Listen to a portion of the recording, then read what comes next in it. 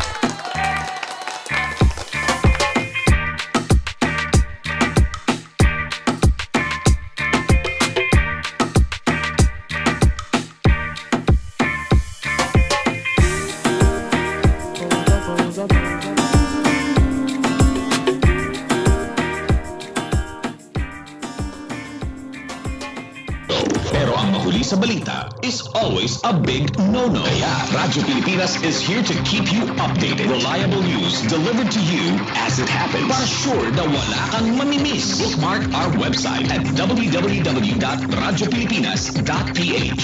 Follow us on Twitter at Radyo Pilipinas 1 and like us on Facebook at www.facebook.com/Radyo Pilipinas 1. Together, let's dismiss disinformation. Radyo Pilipinas, 738 AM. News and current affairs, top stories of the day, business, sports, music, and entertainment. Dadalhin sa inyo ng mas pinaganda, mas pinalawak, mas pinalakas. Radyo Pilipinas. Radyo Pilipinas. Sa Metro Manila. Walang sinasanto. Anuman ang issue, sino man ang sangkot, hindi pagtatakpan, hindi kakampihan, papanig sa tama at totoo lamang. Walang sinasanto. Diskusyong diretso sa punto. Talakayang bigay todo si Alex Santos. Walang sinasanto. Dito sa Radyo Pilipinas 738 AM. Oy, magandang hapon Pilipinas, Luzon, Visayas at Mindanao. Pasado alauna na ho ng hapon. Ito na naman muli ang inyong pong programang Walang Sinasanto. Dito po sa Radyo Pilipinas ang inyong pong #COVID-19 Radio. Kumusta na po? Luzon, Visayas at Mindanao. Oy, marami ho tayong pag-uusapan ngayon ha. Ganun pa rin, hindi yung mawawala pa rin ang ating pong update patungkol po sa COVID-19. At pag-uusapan rin po natin sa araw ngayon po ng Thursday, ang usapin po sa mga pamalakayan, no? Yung mga nangingisda ho dyan sa ating pong mga kababayan dyan po sa parte ho ng West Philippine Sea. Mamaya po ikausapin na natin ang Bureau of Fisheries and Aquatic Resources o BFAR. Walang iba kundi ang kanila pong director po dyan under the baton of Director Eduardo Gongona ng Department of Agriculture. Tanungin ho natin, kumusta na ba ang sitwasyon ng ating pong mga mangingisda diyan po sa pinag-aagawang pong teritoryo? Kawawa ho ang mga mangingisda, no? Pero may pangako naman po ang ating pong Pangulong Duterte na ang pangingisda ay hindi po yan matitigil. Dahil po ay kailangan po. Dahil pag ang pangangailangan po ng bawat tao hindi lamang po Pilipino, kundi sa iba pong mga areas pa, kailangan busog tayo. Busog ang ating pong tiyan. Importante hong pagkain. So wala hong pinagbabawal. Gusto lang kasi natin malamin sa ating pong ahensya ng pamahalaan, lalo na po sa BFAR, kung ano ba itong sinasabi na meron pala daw hong annual banning of fishing dyan po sa parte ho ng South China Sea. Ano pala to, no? Way back 1999 pa daw itong pinapatupad that yearly, meron daw hong pinagbabawal ang pangingisda daw ho dyan sa parte po sa, may annual summer fishing ban ang sinasabi po ng China diyan. Pero nagsalita na ho ang ating pong task force na namamahala po diyan sa usapin sa teritoryo ho ng West Philippine Sea. Pero gusto natin tanungin, ano na ba ho ang kondisyon, ang sitwasyon from the ground itself ng ating po mga mangingisda? Ito po ba'y binabantayan po ng ating pong BFAR? At ano ang kanila pong tulong na binibigay po sa ating pong mga mangingisda na mga Filipino fishermen po? So yan po ang ating pong isa po sa tatalakayin po sa araw nito. Dahil kawawa naman ang ating pong mga mangingisda. Biruin mo, kung may ban ho yan, kung bawal ho mangisda ho dyan, biruin mo, 4 na buwan na wala hong makukuhang mga isda po ang ating pong mga fishermen, mga fisher folks po dyan. Kaya ba ho ninyo walang kakainin po tayong isda? Ay, wag naman sana po, no? So, ewan ko, bakit nga ba na-impose itong 1999 annual summer fishing ban po ng China? Hindi naman dapat po ipatupad po yan. Dahil nga yan po ay pagkain, importante po yan. At yan po ang bumubuhay rin po sa ilan po natin mga mangingisda.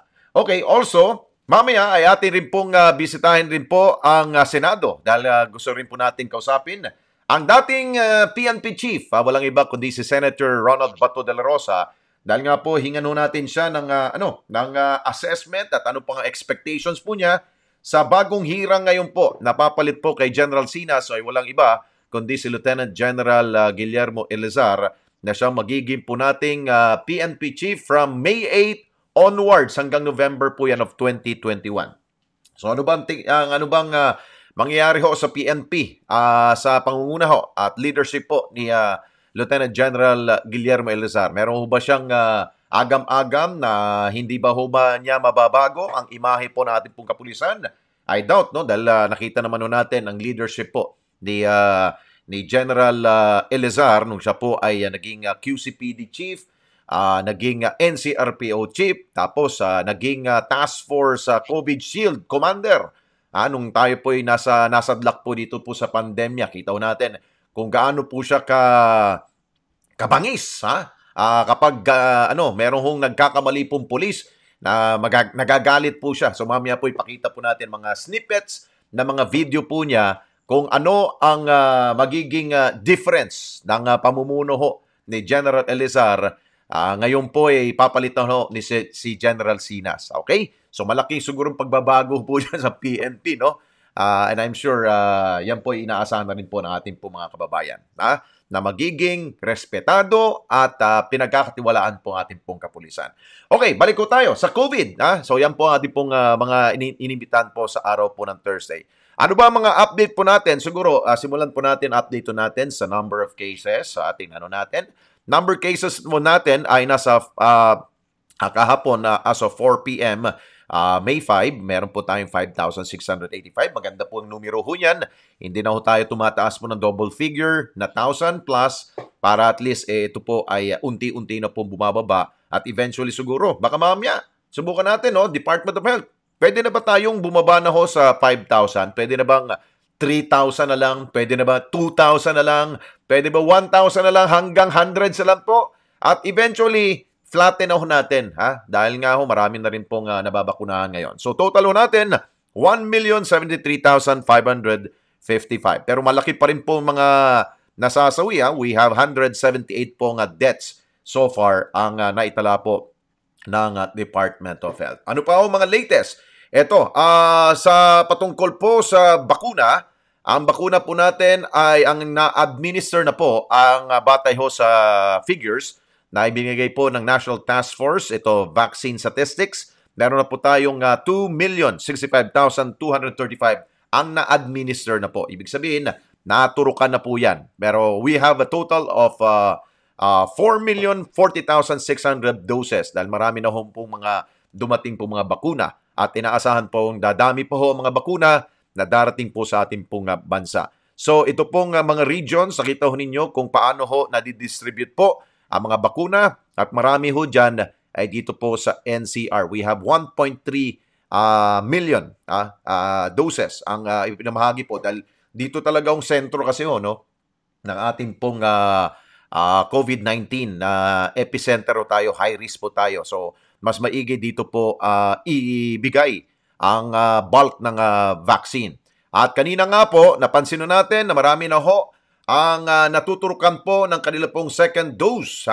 Ang second dose po, tulad nito, si Mayor Rex Gatchalian ng Valenzuela, no, nakuha ko sa kanya pong Twitter account. Ito, sabi niya, kompleto na ang bakuna ko. Dahil nga po, ang ating po mga chief executive, talagang dapat pong bakunahan na po. Kaya nakumpleto na po nila ang second dose po ng Sinovac. So maganda po yan at nagbibigay po yan ng confidence at tiwala sa bakuna, especially po yung China-made. Ito po yung Sinovac. So good to hear. Si Mayor po ay naka-second dose na po siya. At marami ho tayong mga kilala na nakapag-second dose na po. At ang sabi nila, kapag naka-second dose, pag second dose ka po, ay hindi na daw ho matagal ang pilahan. Mabilis na daw ho. Dahil tulad po ng mga first dose, talagang dadaan ka pa ho sa proseso. Meron pa hong check ng inyo pong medical history. Marami pong tatanong. Meron pa hong mga briefing na gagawin. Meron pa hong i-check ang inyo pong blood pressure at lahat pa. Para malaman po ang inyo pong mga health history, medical history po ninyo. So maganda po yan. Ito pa ho, sa balita rin po ni Mayor Rex, nakuha ko rin po sa kanya pong Facebook, sa Twitter account po niya. Ito po yung mga, na mga inabandonang mga, tawag ko dyan, mga inabandonang senior citizen. 73 po sila. Inabandona ho sila ng kanila pong pamilya, pero ngayon ay kinupkup na ho yan ng Bahay Kalinga. At sila po ngayon po ay binabakunahan sa tulong na rin po ng LGU po ng Valenzuela. So maganda po. Pasalamatan po natin ang LGU po ng Valenzuela sa tulong po nila para at least ito po mga senior citizen nito ay mabigyan po ng protection. So thank you so much po kay Mayor Rex Gatchalian. Also, ito, patungkol pa rin po sa usapin sa COVID variant. Ang COVID variant po, dahil nga ho kahapon ay balita ho sa Department of Health na meron pong positive cases po, 6 and most of them are Filipinos na umuwi sa Pilipinas nung hindi pa ho tayo naging strict sa ating pong border control, lalong-lalo po nung galing pong India. Abay meron hong nakauwi out of 110, abay meron daw hong nakapasok po na pasahero na galing pong India at 6 sa kanila po ay nagpositibo. Kaya ito pong binabantayan po ng Philippine Genome Center ang kanila pong biosurveillance report. Pero so far, 0 pa rin po yung Indian variant. Ito po yung B1617. So far, wala pa hong pumapasok pa ho sa atin. Pero ongoing po ang sequencing para malaman kung ito po bang Indian variant na double mutation ay narito po sa ating pong bansa. Abay, wag naman ho sana, no? Dahil nakakatakot po yan. Kita nyo naman po ang sitwasyon ngayon po sa bansang India. Sila po ay nagkakamayaw na ho doon at nagkakaubusan ho ng gamot at ang kanila po mga ospital ay punuan na dahil nga ho sa sobrang-sobra, exponential po ang dami ho ng mga tinatamaan po ng COVID-19 dahil po dyan sa bagong variant po na tumatama po ngayon sa kanila pong bansa. So, ang ilan po mga variants, sulad po ng B117 ng UK, we have a total of 948 total variant cases. Sa B1351, ito po yung South Africa, no? Medyo marami po, 1,075. Doon po sa P.1, ito po yung Brazil, no? 2. At dito naman po sa P.3, ito po yung Philippine variant. Na-detect po dito yan, meron po tayong 157. Pero so far, habang tumatagal po ay yung mga active cases na po yan ay bumababa na ho. I understand mukhang yung pong South Africa na lamang ho yata ang mas marami. The rest, yung UK, yung Brazil 0 na, yung Philippines 0 na rin po. Dahil nga po, marami na rin po ang gumaling po dyan sa mga variant na yan. So basta't nababantay lang ho natin at na-check ho natin kung sino ho yung mga nagpositibo, wala ho tayong poproblemahin po dyan sa mga new variants na yan. Okay, ano pa ho ang naging anunsyo po ng Pangulong Duterte patungkol po sa mga health protocol sa atin. Di ba naalala ho ninyo, meron pong sinabi po ang Department of Justice na dapat daw po itong ating pong paghuhuli po sa mga nagva-violate po sa mga health protocols natin. Hindi pa tamang pagsuot, hindi pagsuot po ng face mask at hindi tamang pagsusuot ng face shield or anything, social distancing, dapat daw huwag nang maghulihan. Dapat na lamang po ay pagsabihan, tikitan, pagbayarin, tapos wag na ho ikulong. Pero kagabi, nag-utos ang ating pong Pangulong Duterte na napansin ho ng IATF at ng kanya pong opisina na marami ho talaga sa atin po ang masyado pong namimihasa na at hindi po talaga sumusunod sa mga health protocols po natin. Kaya sabi po ng Pangulong Duterte, ito pong kanya pong sinabi, "My orders to the police are those who are not wearing masks properly in order to protect the public, arrest them, detain them." At ang sabi nga po niya, 9 na oras ang pagkulong ho dito sa mga matitigas pa rin pong ulo. O ito, pakinggan ho natin ang naging tinig po ng ating Pangulong Duterte. Mr. President, go ahead, sir. Pati mask.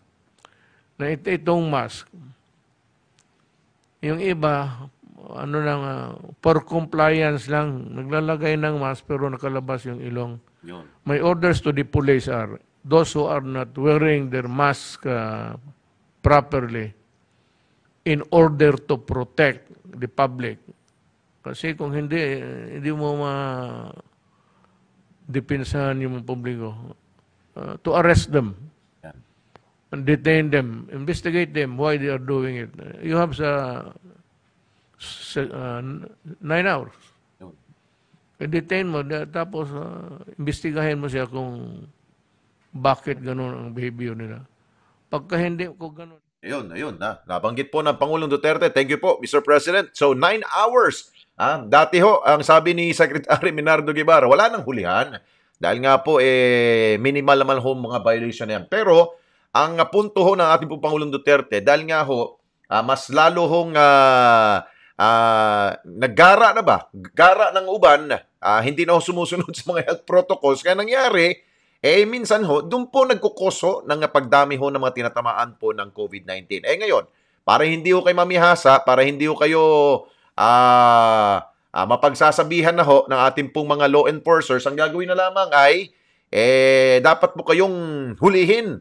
Dalhin po kayo sa presinto para kayo po'y tumino at malagay po sa inyo pong kokote na yan po importante po ang pagsusuot po ng face mask. Ang tamang pagsusuot po, yung pong sabi po natin pong Pangulong Duterte. So, antabayanan po natin at inantabayanan daw po ang guidelines na ilalabas daw po ng ating pong IATF para ang pulis kasi kanina na napakinggan ko si paring Erwin Tulfo na-interview nila yung tagapagsalita.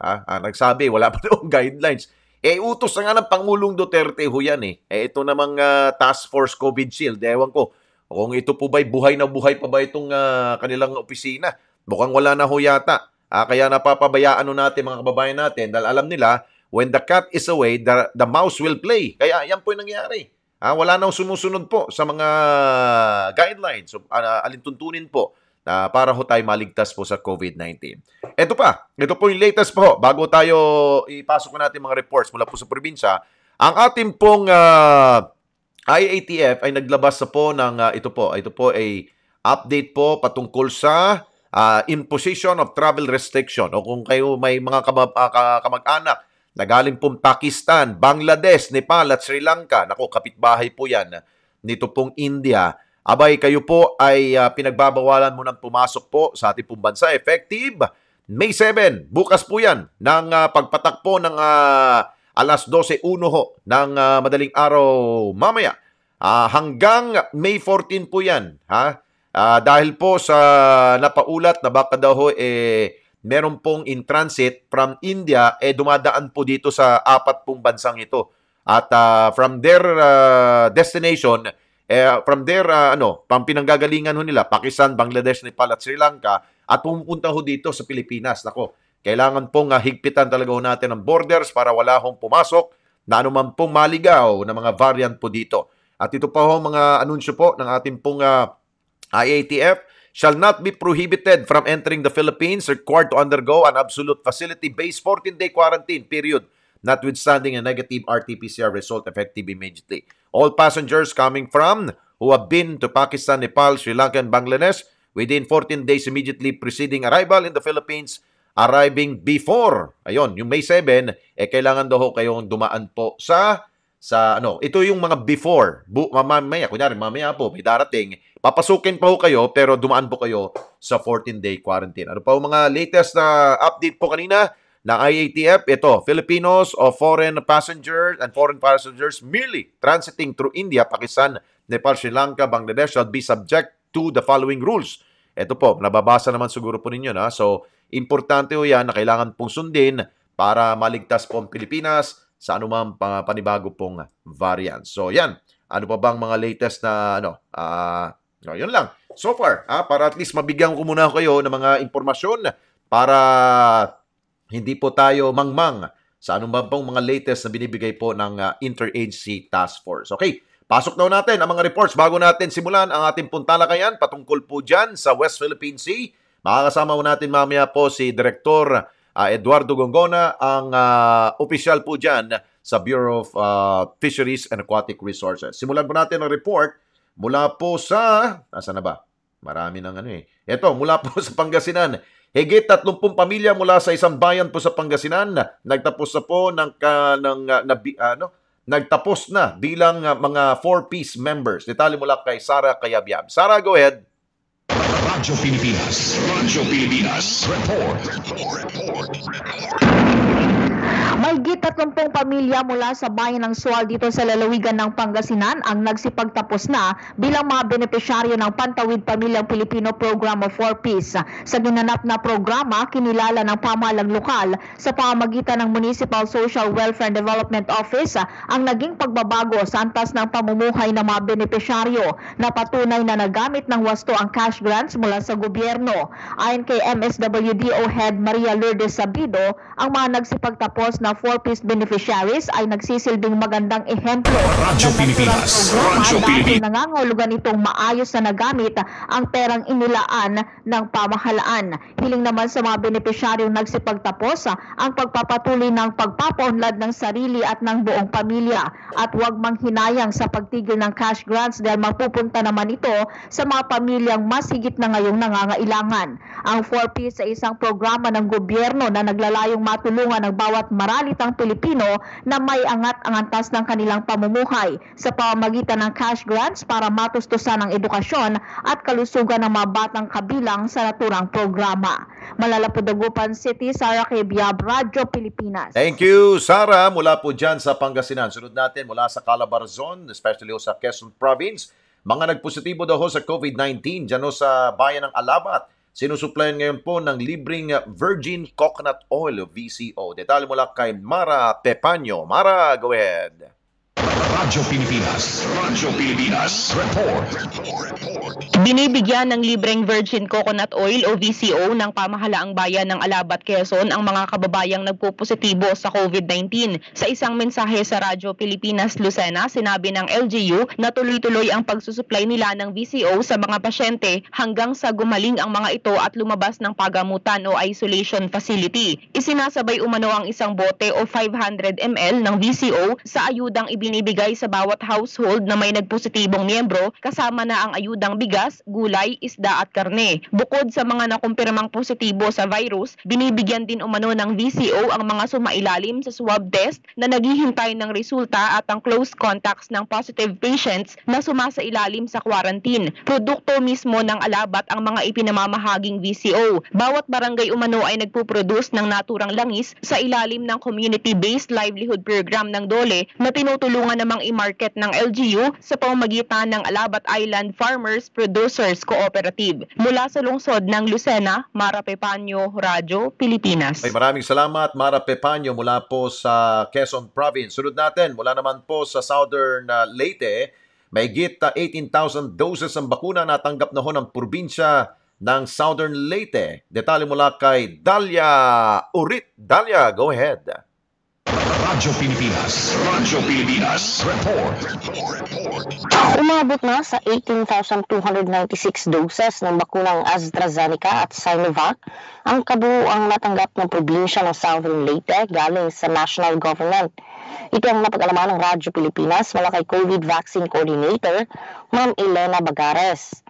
Ayon sa opisyal, sa pinakahuling datos ng Southern Leyte Provincial Health Office as of kahapon, nasa mahigit 7,000 frontliners o mga priority group A1 ang nakatanggap na ng bakuna para sa first dose mula nang inilunsad ang vaccination program sa probinsya. Samantala, target umanoon ng health officials ang mahigit 48,000 senior citizens sa probinsya pagkatapos mabakunahan ang mga BHERTs ng bawat LGU. Wala namang natanggap na ulat na mayroong nakaranas ng serious adverse effects. Samantala, patuloy ngayon ang paghimok ni Southern Leyte Governor Damian Mercado na sundin ang mga health protocols lalo na patuloy na tumataas ang kaso sa lalawigan. Sa isang Executive Order No. 22 ni Mayor National Mercado, isinailalim muli sa General Community Quarantine ang syudad ng Maasin dahil sa paglobo ng mga kaso sa COVID-19. Sa ngayon, umabot na sa mahigit 1,000 ang kabuuang Southern Leyteños ang natamaan sa naturang virus. Gikan sa Sogod, Southern Leyte, Dalia Abiara Urit, Radyo Pilipinas. Okay, dagang salamat Dalia Urit mula po dyan sa Southern Leyte. Okay, magbabalik po tayo at ating pag-usapan ang kondisyon, mga sitwasyon ng ating po mga mangingisda dyan po sa West Philippine Sea. Makakasama naman natin mamaya ang Bureau of Fisheries and Aquatic Resources o BFAR. Don't go away, 1:24 na po ng hapon. This time check is brought to you by San Miguel Pale Pilsen. Sarap ng urig, sarap ng totoo. Sakrang ka na naman nakaupo, Paps. Kalma ka na. Nag-angkas ka pa ng bigas. Kalma na. Sa grocery ka lang nagmotor, pero ang nauwi mo, sunog na itlog. Kalma ka na.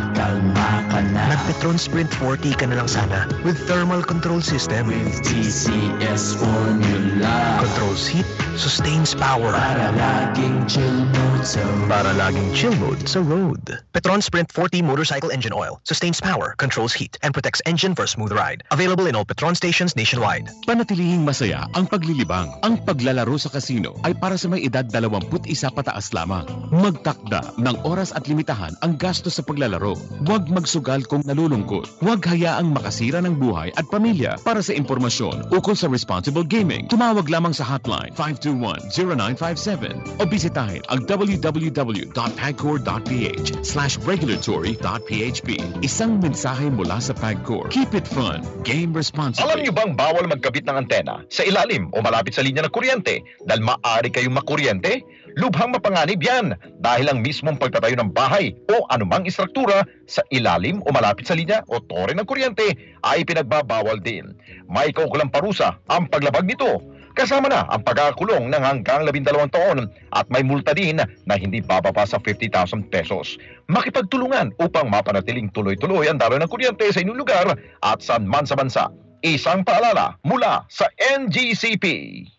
Alex Santos sa Walang Sinasanto sa Radyo Pilipinas 738 AM. Okay, sa oras na 1:26 na po ng hapon, Thursday afternoon po ngayon, napakainit, no? Sana po nasa mabuting kalagayan po lahat, ha. Huwag ho kayong magpababad sa araw. Medyo nakakarindi ho ang init, ha. Magpalamig, pumunta ho sa mga lilim na lugar para hindi ho tayo magkaroon po ng problema ho sa heat stroke o anumang kaakibat pong sakit po dyan. Mag-ingat po tayo. Okay, sa puntong ito, dakuin na po natin ang usapin tungkol po sa ating pong mga mangingisda. Makakapiling ho natin ang agency director, ang director po ng Bureau of Fisheries and Aquatic Resources o BFAR. Walang iba kundi si Undersecretary Eduardo Gongona. Yusek, good afternoon sir. Si Alex Santos po.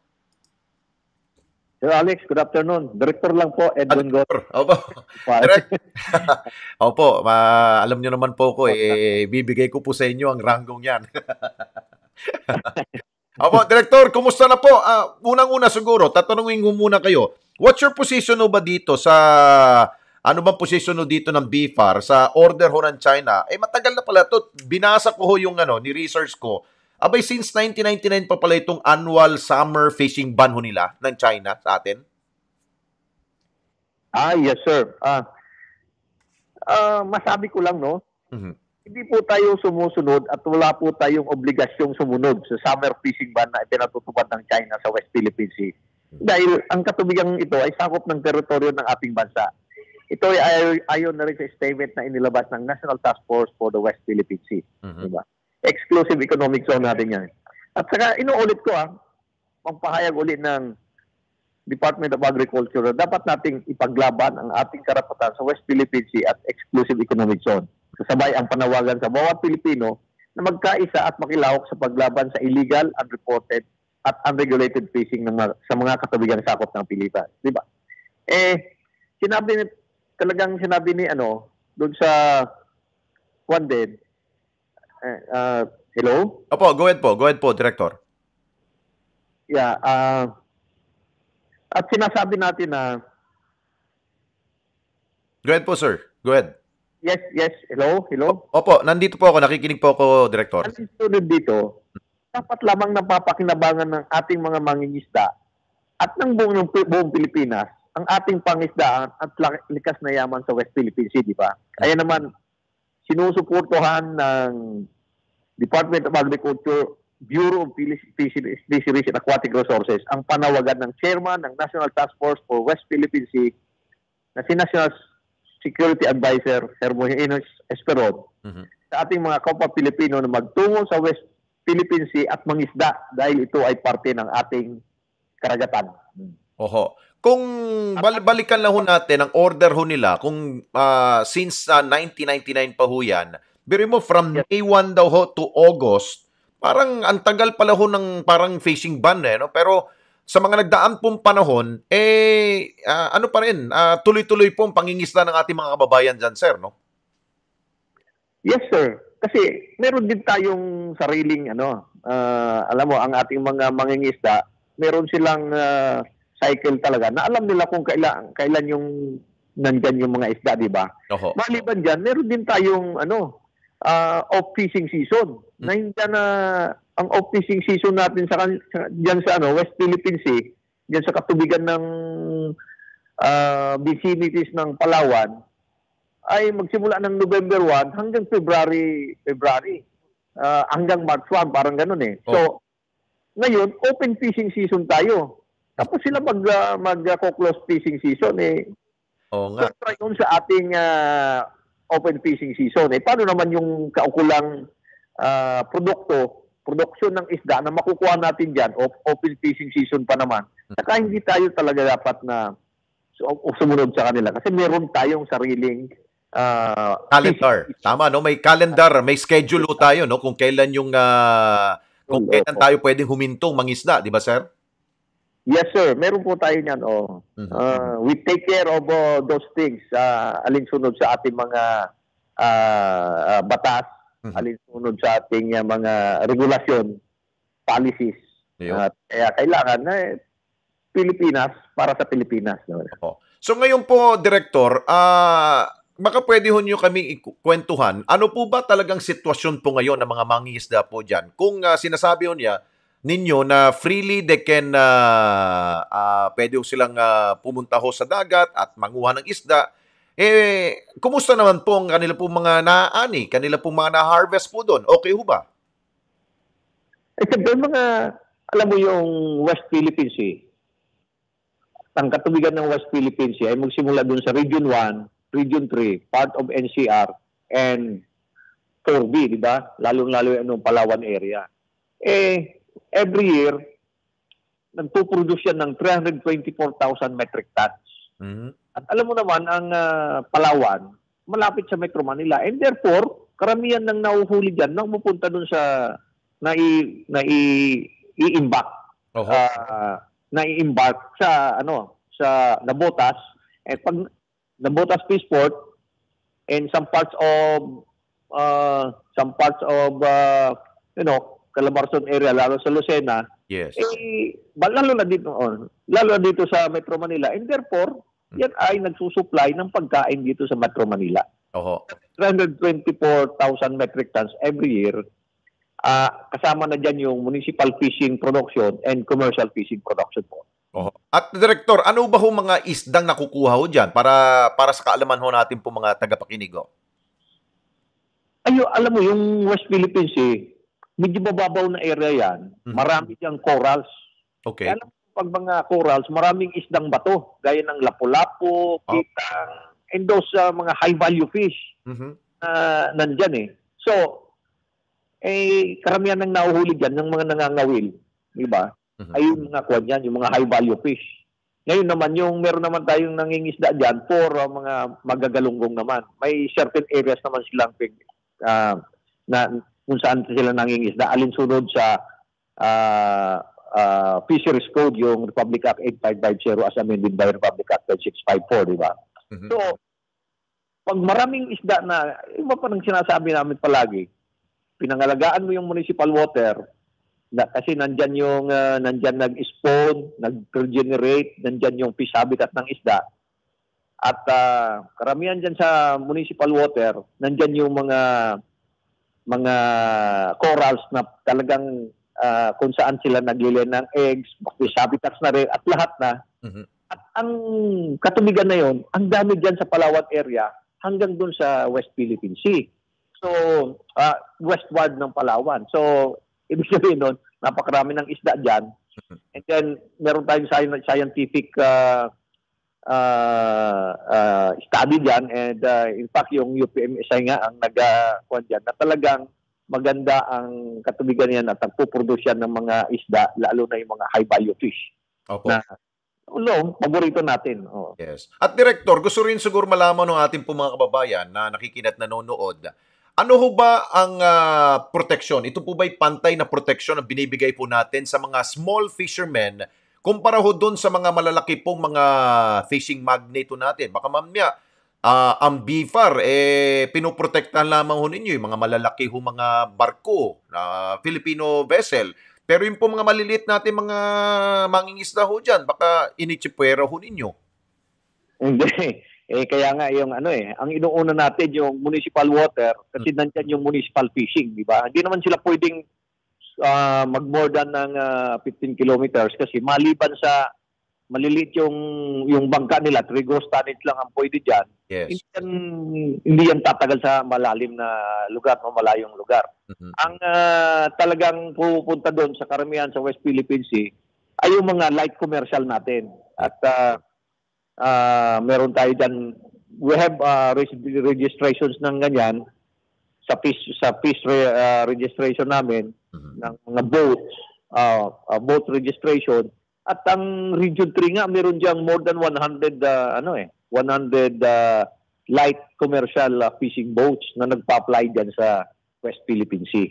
At pantay po sila. Kaya naman nandun yung Coast Guard, nandun yung ibang ahensya ng gobyerno, lalo na yung Bureau of Fisheries and Aquatic Resources, para pangalagaan ang ating fisherman. Yes. Fishing vessels na dala-dala, at saka yung environment na nagpuproduce ng isda na kailangan natin. And of course, yung layunin ng National Task Force West Philippine Sea para doon sa area po na yon. But Director, para sa kaalaman ng ating mga kababayan, meron ho kayong bagong barko na talagang tumutugay-gay ho at binabantayan po natin itong mga katubigan ho natin, sir? Yes, sir. Meron kaming 17 boats, fisheries and aquatic resources boats. Meron kaming 30 meters, meron kaming 50 meters, meron kaming isang 60 meter na talagang umiikot sa buong Pilipinas, pumupunta dyan sa West Philippine Sea para pangalagaan ang ating mga yung mga ipatupad ang fisheries code at saka lalong-lalo na dun sa anti-illegal, unreported, unregulated fishing na talagang ipapatupad natin at saka ini-implement natin yun kasi for compliance rin for international regulations. No?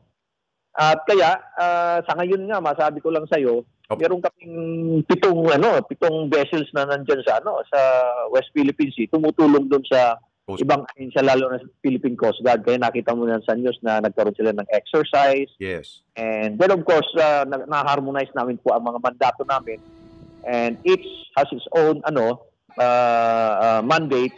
Pero kalimitan, sinasabi ko sa kanila, kailangan halos lahat tayo ay mag-protect sa ating oceans, and of course yung produkto na maibibigay niya. In this case, sa BIFAR na interested kami, yung isda po kailangan para pagkain, and of course for our food security. At Director, yung po ba mga tauhan sa BIFAR na nandyan po sa karagatan ngayon, sila po ba'y mga atapang tao rin po ba, Director? Kasi alam mo naman galing ako sa Philippine Coast Guard. Opo. I'm a retired Commodore, diba? Ang last na assignment ko, yung post ko diyan is yung number 3 na post dati, yung fleet commander. Yung pag fleet commander ka, alam mo yung alam mo yung hawak mo yung eroplano, yung vapor, yung special operations group, pati yung K9 working dogs natin . Yeah. At doon lang sa posto na yon, naging expert na kami sa sa maritime operation, maritime search and rescue, maritime law enforcement, maritime safety, and all of those. At ngayon, dahil nga nandito ako ngayon sa BIFAR, itinuturo ko yun at kinakuha yung mga kung anong natutunan ko sa serbisyo. Galing ako sa Navy, tapos naging Coast Guard. Tinuturo ko sa ating mga tao dito sa Bureau of Fisheries and Aquatic Resources. At tapang po sila, matatapang yan. At po sila, hindi nga sila natakot kasama yung Coast Guard doon, di ba? Kaya sinalins pa nila yung yung Chinese fishing vessels, di ba? Tama. Kaya ngayon, talagang nandun kami para talaga pangalagaan ng ating karagatan and protect our fishermen, the fishing vessels, and of course the environment that produces the product like fish na kailangan po natin. Ayun. Yun lang siguro gusto marinig ng ating po mga kababayan na nandiyan kayo, patuloy na nagbibigay ng serbisyo sa amin at we thank you for that, Director, at sa inyo po mga tauhan na sana po'y palagian ninyong bantayan po ating pong international waters para siyempre, atin yan di ba, Director? Yes, sir. Gagawin po namin yon sa ating abot makakaya, katulong ating mga ibang ahensya. In fact, meron kaming pinopropose na harmonization of all government instrumentalities aligned with environment, maritime, and fisheries para protektahan ating fish producing water. Diba? So, pag biwan natin yan, maraming produksyon ng isda, maraming trabaho na mag-generate, maraming value-adding activities na mag-generate, and, magiging surplus tayo, pwede tayong maging more fish sufficient, at saka talaga makakatulong talaga sa ating ekonomiya po yun pag maraming isda ang mahuhuli na po natin dyan, magiging produce sa karagatan ng Pilipinas, lalong-lalo na sa West Philippine Sea po. Okay. Siguro panghuli po, lighter side lang po, Director, pwede short pong comment na ninyo. Yung po ba mga tauhan ninyo ay magaling na mag-Chinese? Ang inuhuli po namin dyan sa West Philippine Sea, yung malalaking mata na na isda, small pelagic, matambaka, Pilipino po yun, Pero lang. Sige po. Okay, Director, thank you so much at good luck po at maraming salamat po sa serbisyo ninyo sa amin. Thank you po. Yes, Sir Alex. Thank you very much sa tagapakinig ng Radyo Pilipinas. Thank you again. Good afternoon po. And stay safe po. Si Director Eduardo Ngogona po ng BIFAR ng Department of Agriculture po yan. Ayun, at least konting pampatawa lang kay Director. Anyway, magbabalik po tayo at sa ating po pagbabalik, kausapin natin si Senator Bato de la Rosa, ang chairperson po ng Public Order and Dangerous Drugs. Mukhang ito pong kanya pong ipupuntiryeho dito kay Lieutenant General Guillermo Elizar, ang bago nating PNP chiefs. In a short while, 1:42 na po ng hapon. This time check is brought to you by San Miguel Pale Pilsen. Sarap ng urig, sarap ng totoo. Sakrang ka na naman nakaupo, Paps. Kalma ka na. Nag-angkas ka pa ng bigas. Kalma ka na. Sa grocery ka lang nagmotor, pero ang nauwi mo, sunog na itlog. Kalma ka na. Petron Sprint 40 ka na lang sana with thermal control system. With TCS formula. Controls heat, sustains power. Para laging chill mode sa road. Para laging chill mode sa road. Petron Sprint 40 motorcycle engine oil sustains power, controls heat, and protects engine for a smooth ride. Available in all Petron stations nationwide. Panatilihing masaya ang paglilibang. Ang paglalaro sa kasino ay para sa may edad 21 pataas lamang. Magtakda ng oras at limitahan ang gasto sa paglalaro. Huwag magsugal kung nalulungkot. Huwag hayaang makasira ng buhay at pamilya. Para sa impormasyon ukol sa responsible gaming, tumawag lamang sa hotline 521-0957 o bisitahin ang www.pagcor.ph/regulatory.php. Isang mensahe mula sa PAGCOR. Keep it fun. Game responsibly. Alex Santos sa Walang Sinasanto sa Radyo Pilipinas 738 AM. Okay, 1:43 na po ng hapon. Nagbabalik pong Radyo Pilipinas. Ito po inyo pong Walang Sinasanto. Yesterday, inanunsyo na po ng Malacanang na ang ating pong bagong PNP chief sa simula po by May 8, dahil po magpapalit na ho sila tomorrow, ang change of command sa Philippine National Police ay walang iba kundi ang ating bagong PNP chief na si Police Lieutenant General Guillermo Lorenzo Elazar. Ito po'y long overdue na po na promotion sa kanya para maging pong PNP chief. Marami hong siya na dapat na nakalinya, no? Ako po'y nagbilang anghel po niyan minsan. Nakasabi ko dapat siya na. Pero kaso pinagbigyan po yung iba pong mga general po dyan. Well, anyway, ito po yung kanya pong statement. Nagsabi nga po niya ay susubukan po niyang gampanan ang tungkulin para sa isa pong well-disciplined and professional police force that could always be banked on in enforcing the law and in serving and protecting the Filipino people. Alam naman ho natin na si General Guillermo Elazar, hindi na ho bago po yan sa mga kasamahan po natin sa media. Ito po'y darling of the press, dahil madaling tawagan, madaling kausap, at madali po siyang makapagbigay po ng mga impormasyon para sa ating mga kababayan. Kaya, hindi po sa amin hindi po allergic itong si General Elazar sa amin. Kaya maganda po itong naging hepe po ng ating pong pambansang pulisya. So, habang hinantay mo natin si si Senator Bato de la Rosa para hingan po natin siya ng reaksyon sa appointment po ni Elazar, ito po na po yung mga snippets na mga nakala po naming mga kung sino ho ba si General Elazar. Siya po ba'y matapang? Talaga ho bang babaguhin po niya ang imahe po ng Philippine National? Kaparaso lamang po, paparinig ko po sa inyo. Ito po siya.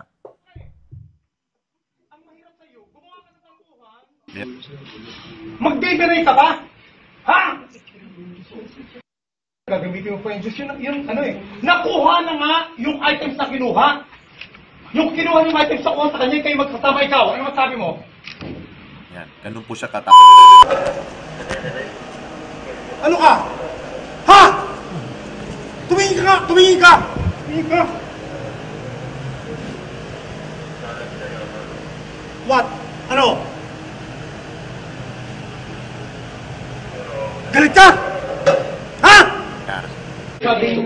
Yan po si General Elazar. Nung panahon po siya po ay NCRPO, siya po ay dating direktor ng QCPD. Ganun na po siya. Matapang at galit po sa mga tiwaling mga pulis. Kaya kausapin ho natin ang dating PNP chief at ngayon po ay ginagalang ho nating senador. Walang iba kundi Senator Ronald Bato de la Rosa. Senator, good afternoon sir. Alex Santos po. Good afternoon, Alex. Mayong unto. May hapon ka mo da. Mayong unto. Akala ko magkikita kita sa live ngayon.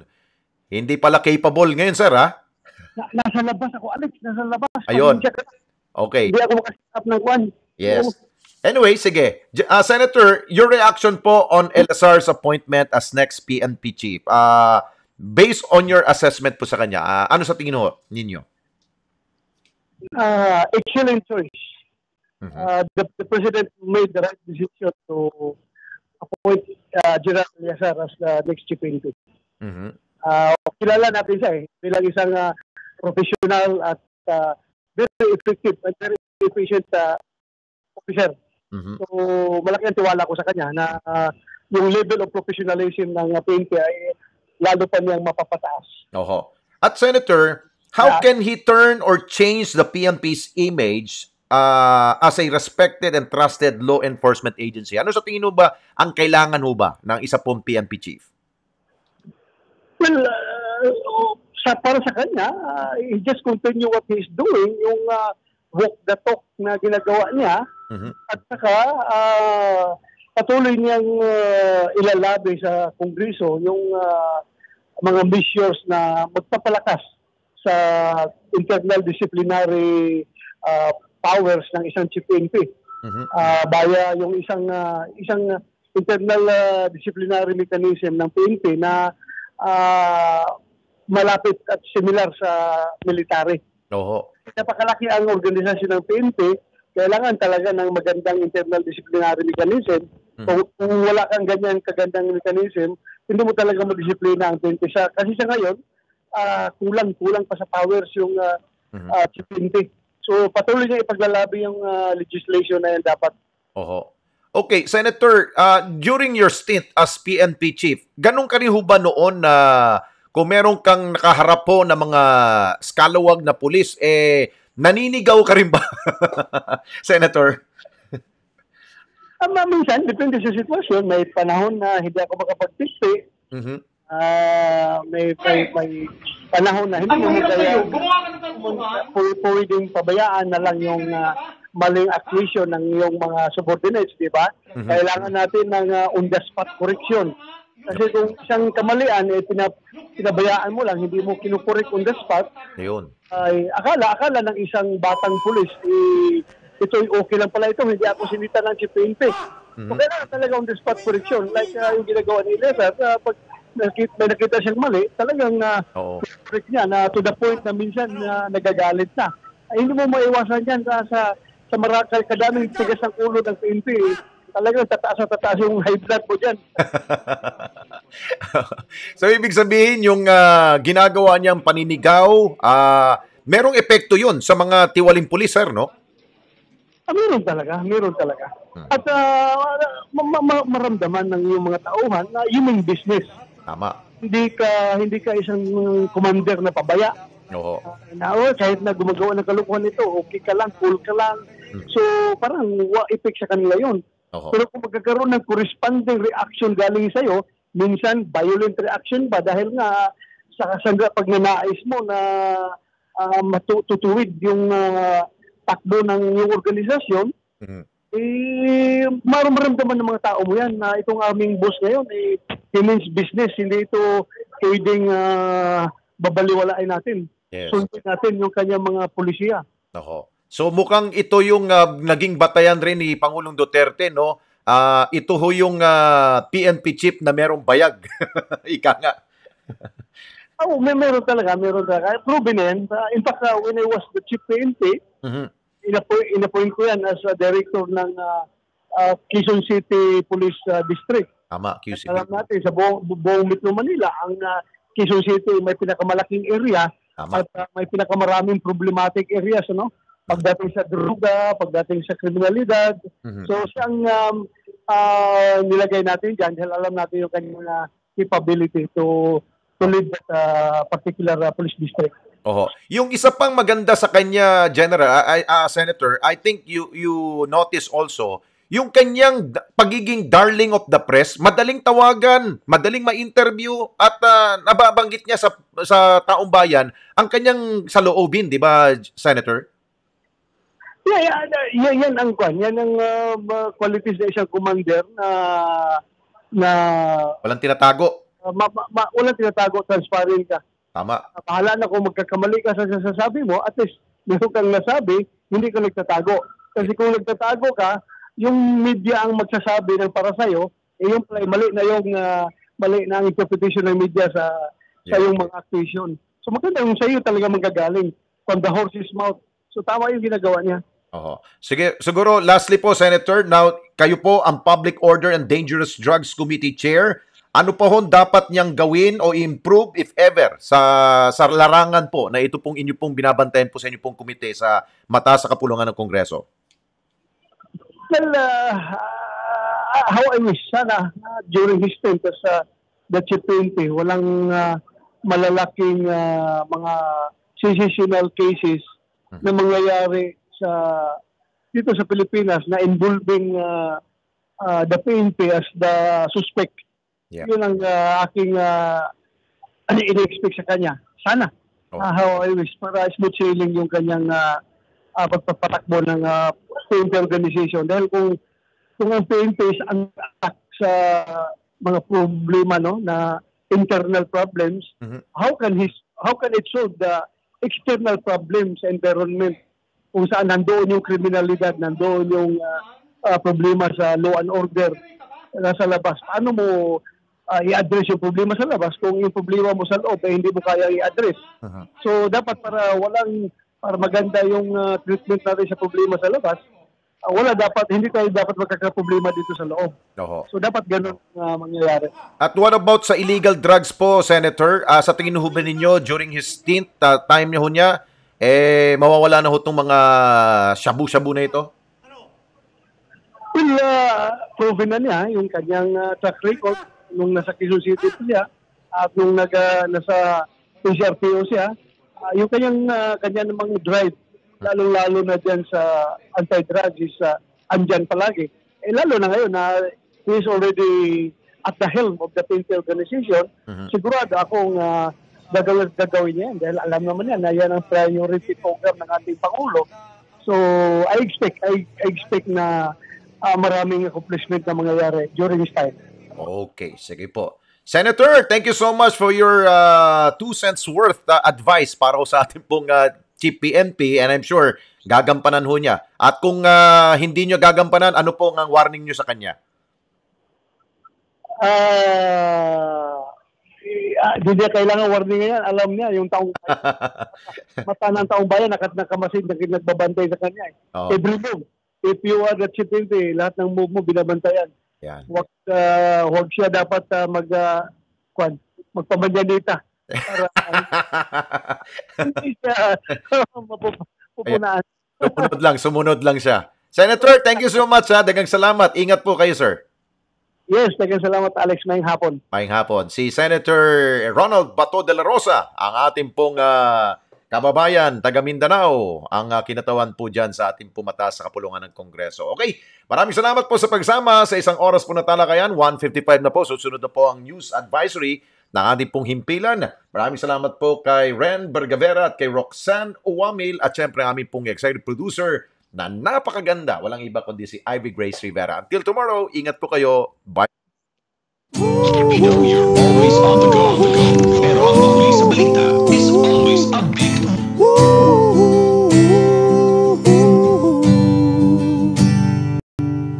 Ikaw umaatras sa sakit na marahas. Kailangan mong magpalakas para sila'y mailigtas. Buwis ang iyong buhay, handang matanggap pag ika'y mamatay. Asawa't anak na hindi masilayan, pamilya mong iiwang luhaan. Masdan nyo ang mundo, isip ay mulat, magigising lahat. Paglaban nyo ang mundo, kung magkaisang lahat, hihilom ang sugat.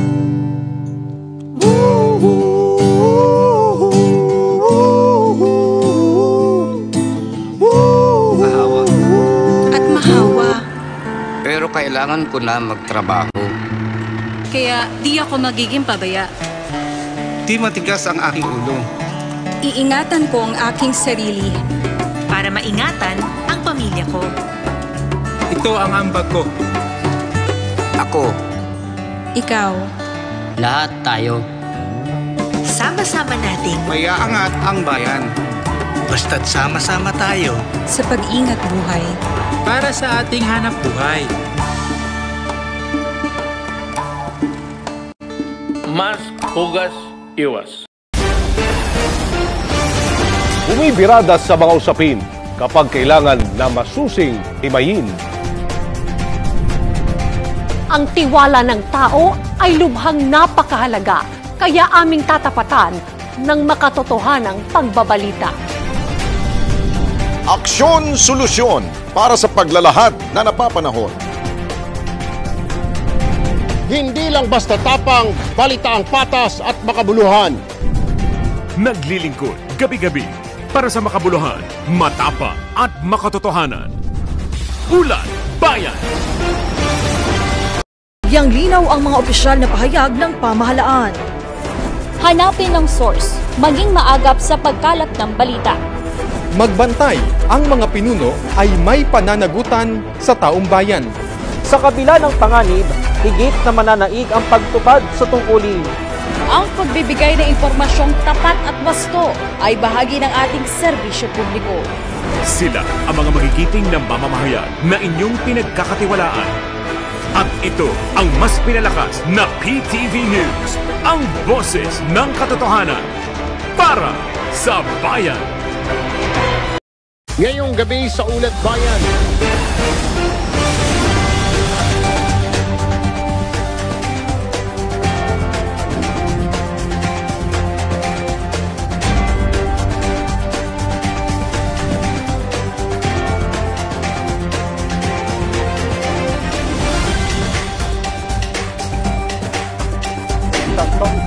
Cyclone. Hindi ng health protocol Po ang cashless toll payment. Kung pwede pong nakatutok ngayon, PTV.